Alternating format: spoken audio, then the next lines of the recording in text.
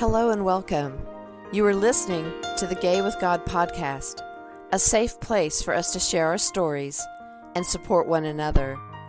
How long did we know? What challenges did we face? Did we lose our faith? When did we find our way back home? Or are we still searching?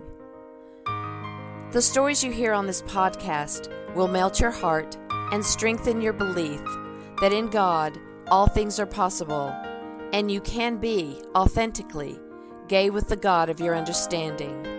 I am your host, Midge, and I am very honored that you are here. Hello, everybody, and welcome back to the Gay with God podcast. I'm so glad that you're with me and that you are enjoying what you're hearing. Thank you for your comments. I always appreciate hearing from my listeners. So today we're going to talk about inner pride. So we've talked about inner homophobia, where we continue to give ourselves a hassle for the things that we had been taught and that we ingrained inside of our soul, so to speak. And today we're going to talk about the inner pride, because once you get through the coming out process, once you tell people that you are gay or lesbian or pansexual or bisexual, wherever you identify on the spectrum, the thing is that inner pride takes a little time. It takes time because we have to adjust ourselves to the new us, the claiming of our authenticity. And when we do that, when we can find that place of inner pride, where we are proud to be a person that has come through such a tough journey. We're proud to be a person that we're now learning that God approves of, because God created us and God's creation is good. When we come through all of that and we've come out to people and we've been accepted by churches, not all, but most churches are starting to at least have a conversation. So those churches that have had the conversation, who have maybe split over the conversation, and we're left with a group of people who are affirming and loving and willing to be there and support us, all of that continues to bring that inner awareness that we can be proud of the creation that we are. We can be proud that we are a beloved of the God of our understanding. So what does that feel like? It feels, for me, it feels like a sense of peace. It feels like the calm in the storm, that I can stand in the bigotry, and not that I'm unaffected by it, not at all, but I don't get triggered about me being wrong. Yeah. It's like before, if I was feeling pretty particularly good about myself, and then something were to happen with a lawsuit against a gay person, or somebody not making a wedding cake for us, or somebody not allowing us to sit in their restaurant, or someone not allowing us to be served by them through healthcare, those triggers that happen would have sent me into this doubting phase. Maybe I'm not a beloved of God. Maybe they're right. Maybe I'm wrong. And I'm not saying that those thoughts might not pop in every once in a while, because once you're so ingrained for 30 years of doing it, it takes a while. But now that trigger, even though it may trigger me to have a feeling, it does not trigger me to doubt the way I used to doubt. I want to talk today about an experience I had just last night. You guys are really, on the Mondays that I post this, sometimes it's something that just happened last night, and this is one of those times. There is a show, a grassroots series called The Chosen. Don't know if you've seen it. You've probably avoided it because it's actually about Jesus. But those of you who have come through your journey of coming out and you're reclaiming your faith, you might have seen this. You can get an app called The Chosen. You can watch it for free. There's also the opportunity to be a part of, paying it forward for people to see it for free. And it's a really good depiction of a loving, kind Jesus. A Jesus that saw Mary for who she was, even though she had a lot of problems, and a Jesus that is willing to be with people who are maligned, who are marginalized. Now, in the Bible, it might say that he sat down with sinners, and that that is just one of those ways that, if you weren't of that particular faith, then you're probably called a sinner. But now we know that there are lots of different versions of God's love, and that we are not here to preach a denomination. We are here to preach love. So when you get to see The Chosen, or if you choose to do that, it really does have some really good foundations of love in it. Now, because the Bible is flawed and because not everything was done exactly the way it was written, there are going to be things in there that they're taking very literally and may not literally have been done and might have been more of a metaphor or a parable. However, it's still a really good show, and I've liked it very much. A few days ago, I heard that there was a problem, that some kind of rainbow flag was involved and The Chosen was involved, and there was going to be a video put out by the producer, Dallas Jenkins, and he was going to explain things. So this is how this went down. They're a very open production, and so they're always sharing their videos and snippets and talking about the show, and they'll do videos from time to time about the backstory or the production or where they're at in the series.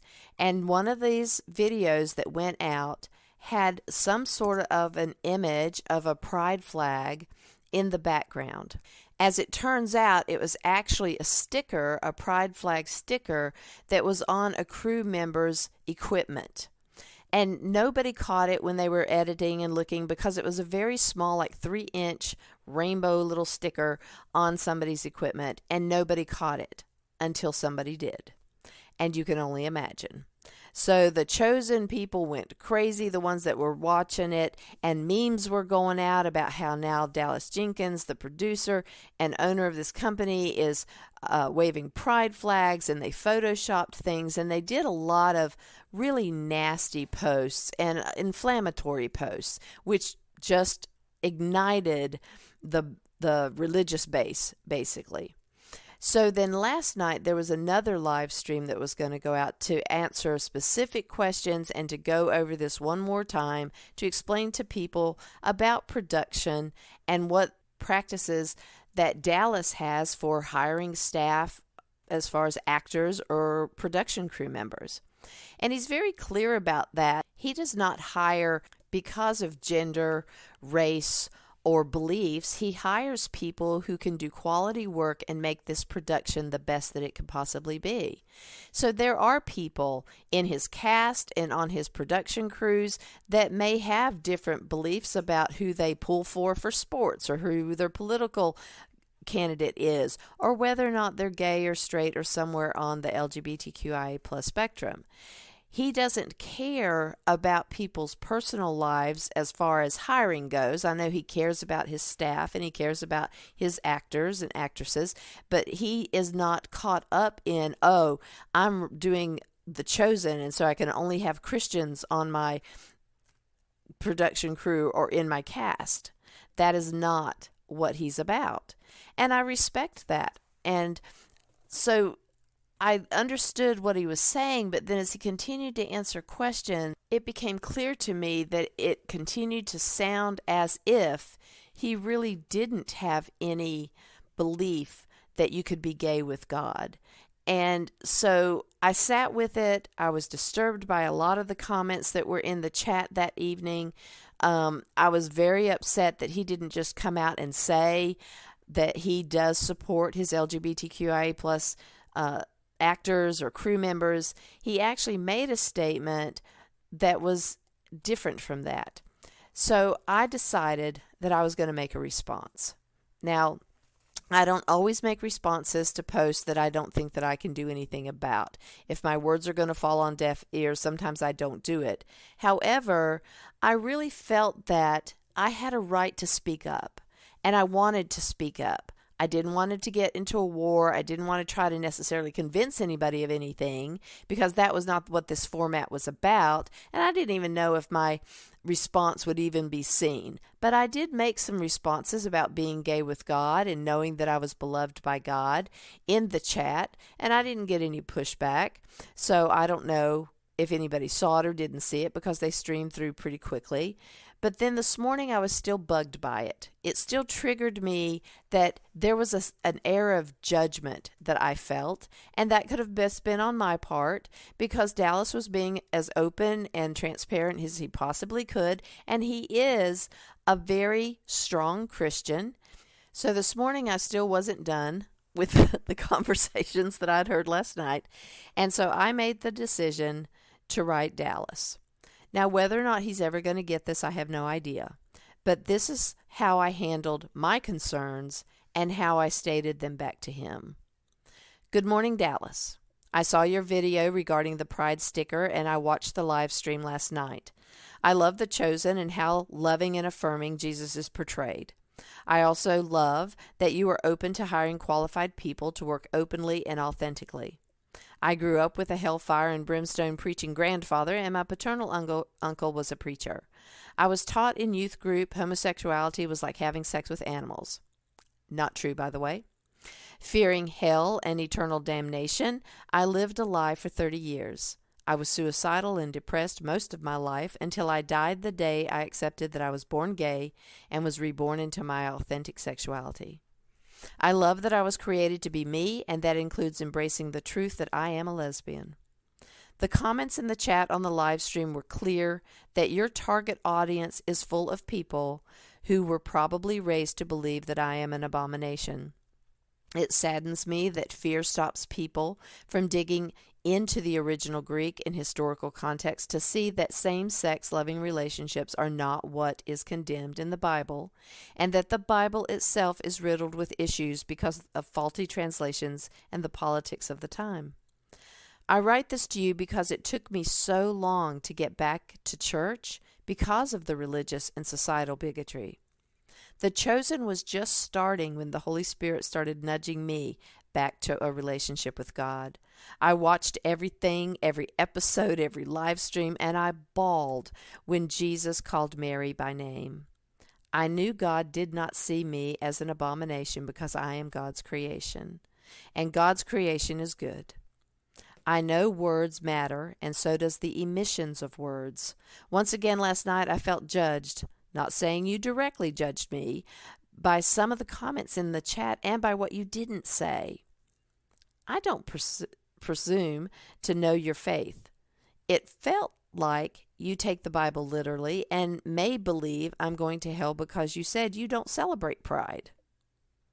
Back in the day, well-meaning Christians would tell me, I hate the sin, but I love the sinner. Not a Jesus moment. Dallas, I respect what you are doing, and you, your cast, and your crew are doing phenomenal work. Just know that this gay person felt Jesus' love portrayed in The Chosen, and I made it back to church. I was confirmed an Episcopalian on February 9th, 2020. I needed you to know that I am gay with the God of my understanding, and God is okay with God's creation. I pray for continued success for you and The Chosen, and I pray for the day that all Christians can one day stop fearing the beautiful diversity of God's creation. Namaste, Dallas. Midge Noble. Gay with God Resiliency Coach, Gay with God podcaster, author, speaker, and my release of my memoir, Gay with God, Reclaiming My Faith, Honoring My Story, is October 2023. So did I need to say all that? Probably not. But I wanted him to know that I am not just a gay person sitting on the sidelines, that I'm doing the work. I'm out there fulfilling my ministry. Not that everybody is called to be a podcaster. Not everybody's called to be a speaker or a coach. Not everybody is called to do anything that is not aligned with their authentic path. This is my path. This is what I do. And so to sit back and know that there was a moment that Dallas might have not known that he was talking to somebody who's been on such a long journey, and that his inability for whatever reason to support us in that way, to show up for Pride, to understand that there is a different way to look at this, and that gay people can be Christian and gay people can be in a relationship with the God of their understanding without going to hell.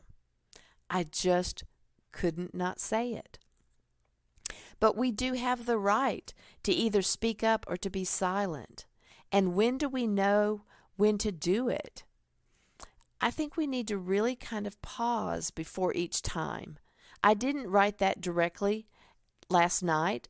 I waited until this morning because I slept on it and it was still resonating with me. So I knew there was something I needed to say. So then I needed to figure out what it was and how did I want it to land and what did I want to say and in which way do I want to say it. Because before, I would have gotten probably a little bit more aggressive and I would have said some things that were probably not even true, but something that I was feeling, and I wanted to make sure that the feelings had something to back them up. It's all about balance, really. Safety and balance, I would say. We have to make sure that we're safe to speak out and speak up.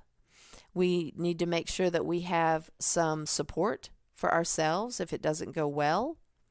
And we need to balance that with, will it really make an impact or not?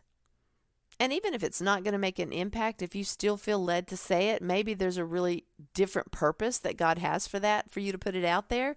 But the balance would be that I can't speak up to every little thing, but when I feel like there's something I have to say about it, whether it changes it or not, it might plant a seed. It might grow over time. It might be for someone else and not Dallas. It could have been because of we did this podcast and I said something about it and now somebody else has a path that is opening up for them and that they need to take a path. Whatever the thing is, whatever the trigger is that you feel like you need to talk back or bring up a point, take a pause. Listen completely to what the other person has said and then see what doesn't resonate with you and what you might need to offer to the conversation.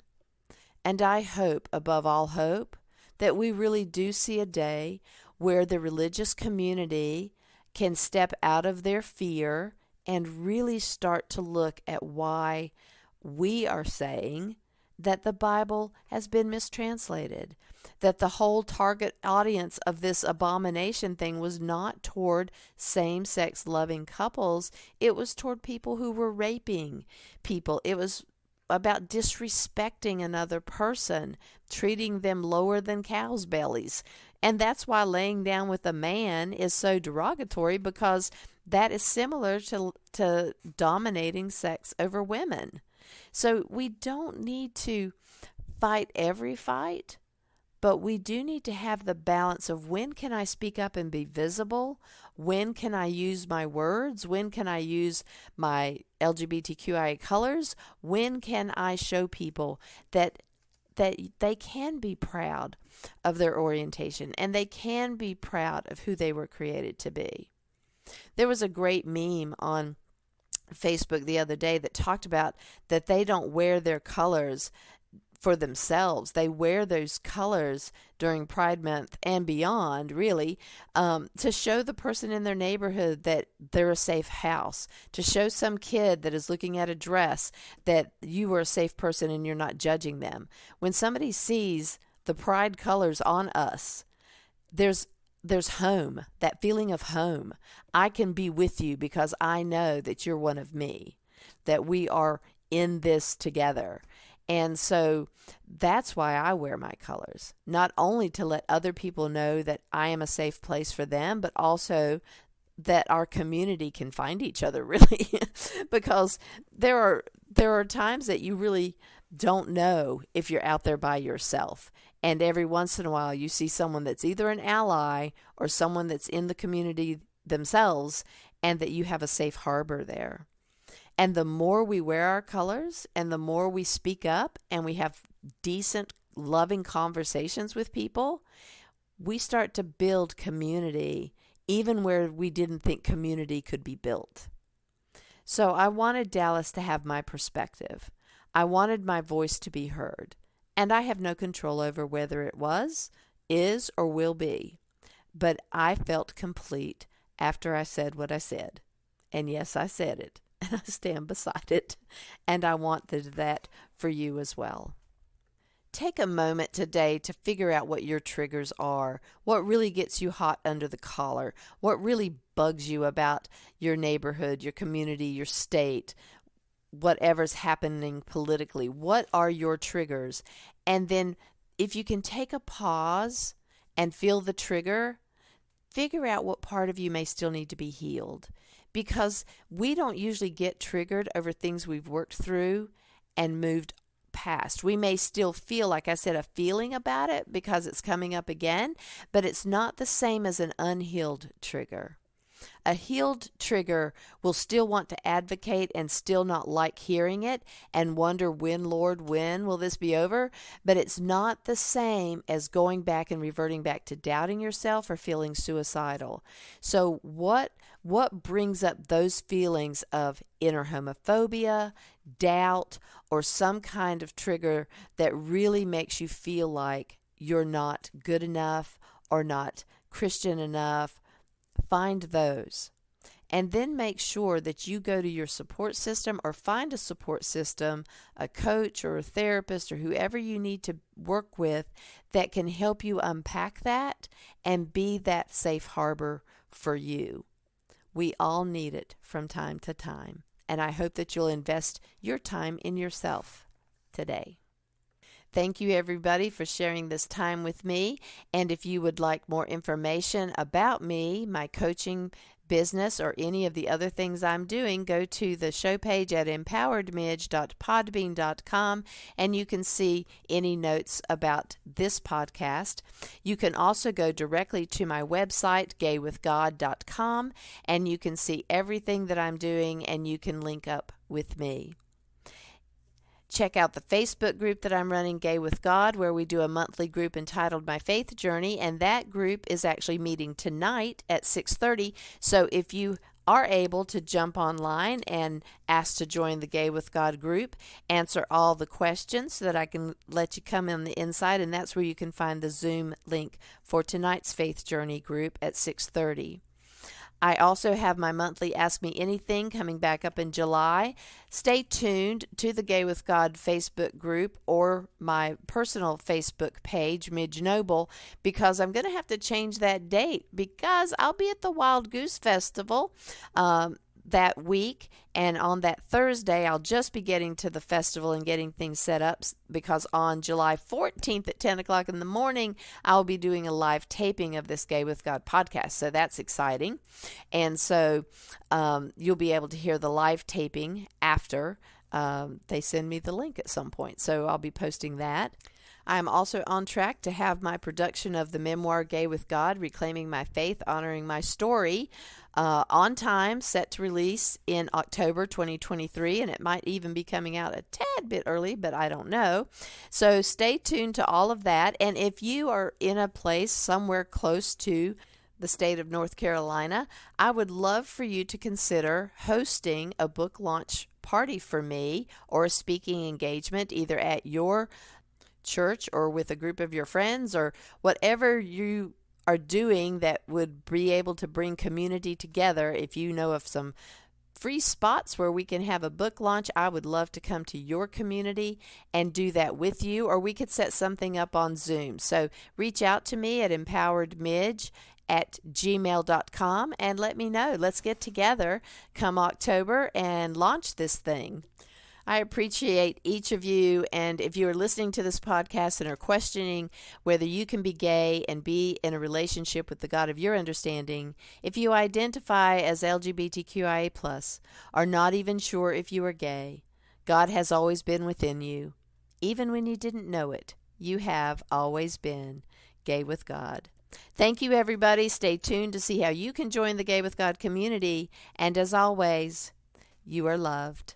I want to invite you to become a part of the Gay with God community. How can you do that? Stay connected by messaging me your thoughts and comments in the comment section under the downloads of the show on the Gay with God show page. Subscribe to this podcast wherever you listen and share so we can increase our community outreach and be a light to those who are struggling to claim their faith. Consider being a sponsor so I can highlight your service in our community. We are all worthy of respect and a relationship with the God of our understanding. I want to thank you in advance for supporting this podcast. Together, we as a community will keep this show visible and our community stronger. Deep gratitude to my friend Tim McClendon of Tim McClendon Music for allowing me to use an excerpt from Interlude 4, a song found on his CD entitled Sundance.